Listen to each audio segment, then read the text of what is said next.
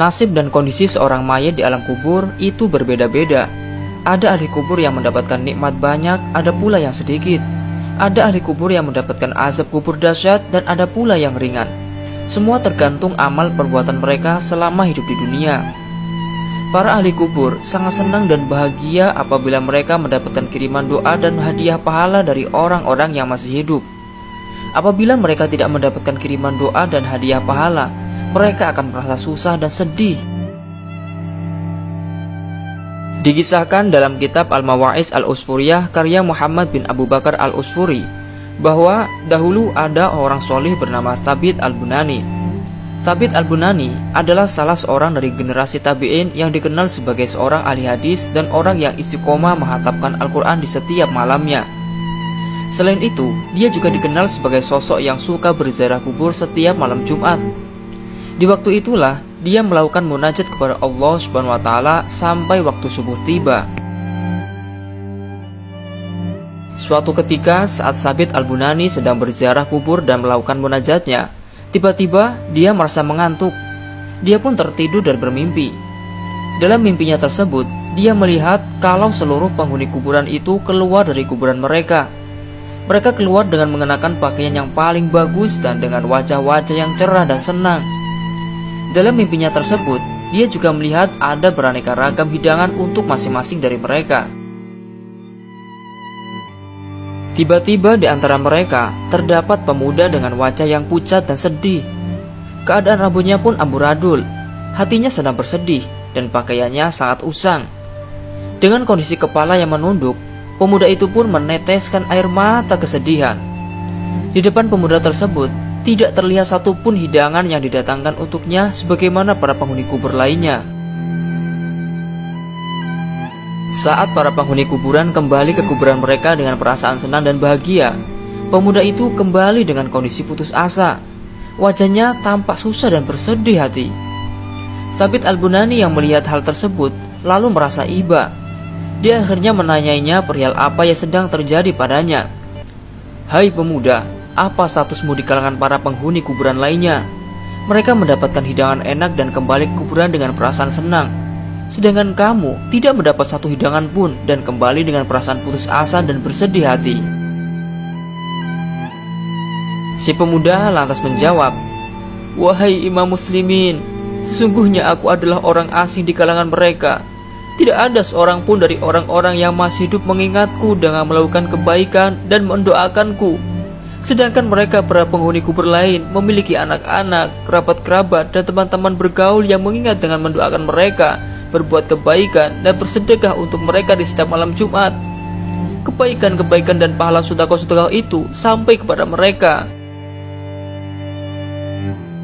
Dengan wajah sedih, pemuda itu melanjutkan perkataannya, "Ketika masih hidup dan pada saat aku hendak berhaji, aku memiliki seorang ibu. Kita berdua menyengaja pergi haji bersama. Ketika aku memasuki kota, Allah SWT mencabut nyawaku. Lalu ibuku menguburkan jasadku di tempat penguburan ini. Namun setelah kematianku, ia menikah dengan laki-laki lain hingga ia lupa denganku dan tidak mengingatku lagi dengan cara mendoakan dan bersedekah karenaku. Aku merasa putus asa dan bersedih hati setiap waktu." Mendengar perkataan tersebut, Thabit Al-Bunani pun semakin iba. Dia lalu bertanya, "Hai pemuda, beritahu aku di mana ibumu tinggal. Aku akan memberitahunya tentangmu dan keadaanmu." Pemuda itu menjawab, "Wahai imam muslimin, ia berada di kampung ini dan di desa ini. Beritahu ibuku tentangku dan keadaanku. Jika ia tidak mempercayaimu, maka katakan kepadanya, sesungguhnya di saku bajumu ada 100 miskol emas peninggalan suamimu yang merupakan bagian warisan untuk anakmu. Maka ia nantinya akan mempercayaimu." Di hari kemudian setelah mimpi tersebut, Thabit Al-Bunani mendatangi kampung yang dimaksud. Dia pun mencari ibu pemuda tersebut. Tidak lama kemudian, dia menemukannya dan memberitahu tentang keadaan anaknya serta tentang 100 miskol perak yang berada di saku bajunya. Mendengar cerita tersebut, si ibu pun langsung jatuh pingsan. Ketika ia tersadar dari pingsannya, ia langsung menyerahkan 100 miskol perak itu kepada Thabit Al-Bunani seraya berkata, Aku mewakilkan kamu untuk bersedekah dengan uang-uang dirham ini sebagai kiriman untuk anakku yang telah mati." Sabit Al-Bunani kemudian menerima 100 miskol tersebut dan mensedekahkannya karena pemuda itu. Pada malam Jumat berikutnya, Sabit Al-Bunani kembali menziarahi saudara-saudaranya di kuburan tersebut. Saat berziarah, dia kembali merasakan ngantuk. Dia pun tertidur dan kembali bermimpi seperti mimpi sebelumnya. Di dalam mimpi tersebut, dia melihat pemuda dari alam kubur itu telah mengenakan pakaian yang bagus, wajah yang cerah dan senang, serta hati yang bahagia. Dalam mimpi tersebut, pemuda itu kemudian berkata, "Wahai Imam Muslimin, semoga Allah mengasihimu sebagaimana kamu telah mengasihiku." Subhanallah. Kisah di atas memberikan sebuah pelajaran sangat penting bagi kita semua, bahwa orang yang sudah meninggal dunia akan merasa tersakiti karena perlakuan buruk orang-orang terdekatnya yang masih hidup, dan mereka akan senang karena perlakuan baik dari orang terdekatnya yang masih hidup. Hal ini sekaligus menunjukkan bahwa perbuatan-perbuatan baik yang ditujukan untuk orang yang sudah meninggal dunia membuatnya bahagia di alam sana. Sebagaimana sabda Rasulullah SAW yang artinya, diriwayatkan dari Sufyan dari orang yang mendengar Anas bin Malik radhiyallahu anhu bahwa ia berkata, Rasulullah SAW bersabda, "Sesungguhnya amal-amal orang yang hidup akan diperlihatkan kepada teman-teman bergaul dan bapak-bapak mereka yang sudah mati.